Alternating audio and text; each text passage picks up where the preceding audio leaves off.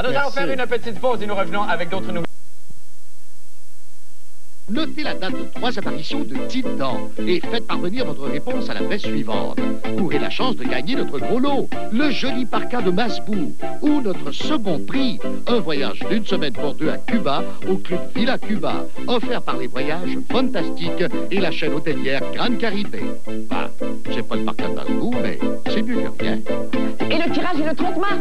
Oh, merci, Tite Dan. Allez, va, cours comme t'as jamais couru, Tite Dan. Eh bien, que nous réserve mon livre de chevet 1001 jeux de mots avec Polo, tome 2, aujourd'hui. Quelle berceuse chantent les commentateurs sportifs à leur petit? C'est la poljoute grise qui a pondu dans l'église. Bon, écoutez, c'est sûr, c'est moins bon que c'était ce livre-là. Hein? C'est un petit peu moins bon. À moins que ce soit moi, peut-être? Non, c'est pas moi, c'est sûrement vous. C'est vous. Vous êtes moins bon, le public, hein? Vous avez jusqu'à demain pour faire de quoi, sinon je vous change toute la gang. Ah, ben c'est comme ça. Voici justement Paulo de sa chronique sportive. Paul, bonsoir. C'est l'air qui était pas bon.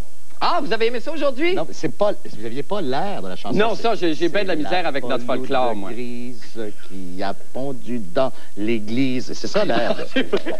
C'est vrai que pour ce qui est des mélodies, c'est vrai que... Maintenant, depuis la semaine dernière, je suis très déçu du budget Landry. Pourquoi? Pas un seul mot sur les expos de Montréal. Non, c'est effectivement... Qui agonise. Oui, mais je pense que le gouvernement a été clair là-dessus depuis le début des pourparlers. On laisse aller. Pourtant, nous entrons dans une période n'est-ce pas, de croissance incroyable, Bernard Landry l'a dit.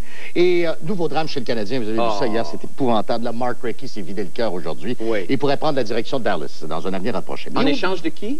Jamie Langenbrunner. Who is fucking Jimmy? C'est un gros marqueur de 11 buts. Ah, quand même! Pour le Canadien. Pour le Canadien, c'est énorme. Ben, c'est un bel échange. Oublions donc ces considérations régionales pour nous ouvrir au monde international du Forbes. Le magazine Forbes a publié hier sa liste des 100 personnalités de 1998 les plus influentes.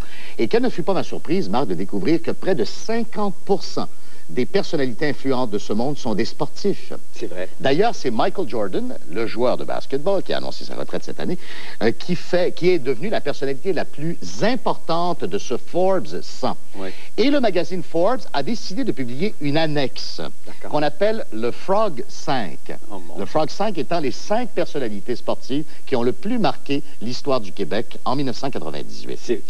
Et je vous invite à découvrir ce classement, mon cher Marc. Ah, ben avec plaisir, on regarde ça tout de suite. Au 5e rang du Frog 5 se retrouve mon oncle, Jacques Villeneuve.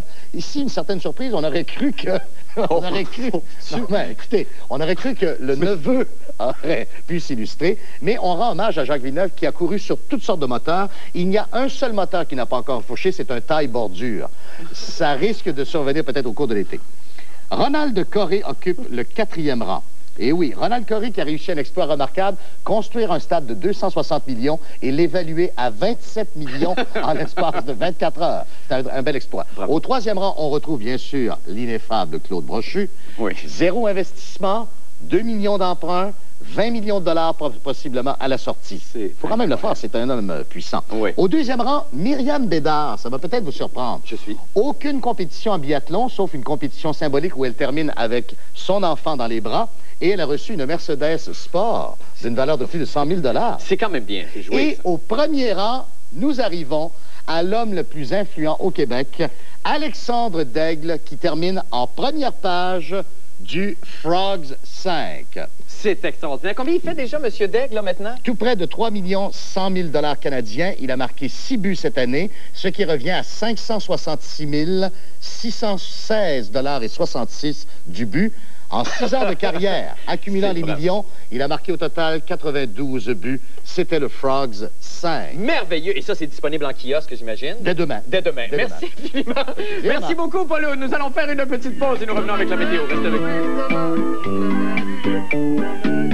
nous.